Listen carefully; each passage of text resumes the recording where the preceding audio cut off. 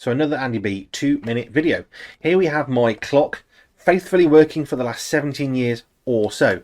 2 days ago in the morning, stopped working. And what happened was the radio control function wasn't functioning. It wasn't communicating properly, so when we woke up in the morning, this was the wrong time. Joe said, come on, let's go for church time, and it didn't work. And I got very confused because I've relied upon this heavily for the last 16, 17 years or so. It's older than my oldest son, who's 17, so it's got to be 17, 18 years old easily. It had some great functions which stopped working a while ago.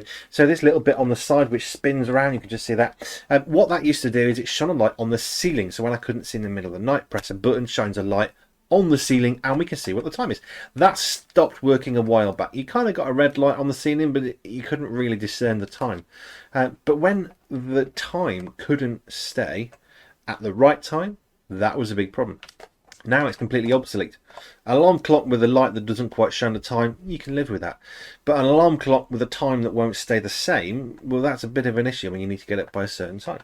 So that's been relegated obsolete. It's going to the bin. I've got a new alarm clock coming, hopefully less confusion. And it got me thinking about our relationships with God. Because with God, sometimes it's a bit like the gears on a car. It's like they're grinding and they're not quite in synchronizing, and it's all a bit messed up, hence the synchro mesh gearbox to prevent the grinding.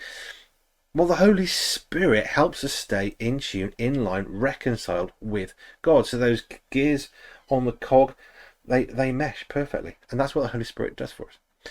So where in our life are we trying to just make something work, and it really doesn't work anymore? I mean, I could keep the clock for posterity, I suppose. It was kind of good and it's lasted a while, but really it needs to go in the bin, and that's where it's going to go.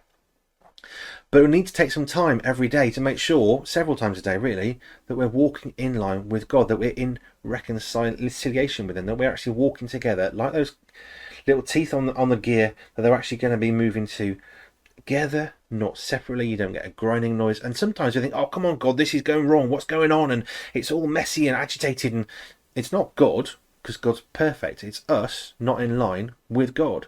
Now we're trying to change gear at the wrong speed. We've thrown the synchro mesh gearbox out because we've got a better way. And God's saying, no, it's really easy. Just stop and pause. Hush.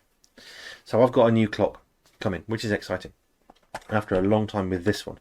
Where in your life have you got things in your life that you're thinking, well, I'm just going to make this work a bit longer, and do you know what, there's an easier way? And sometimes it means taking a clock, binning it and buying a new one. Not to throw away culture, but sometimes there's an easier way. Where does God want to make your life easier today? What does He want you to throw away so your life can be easier?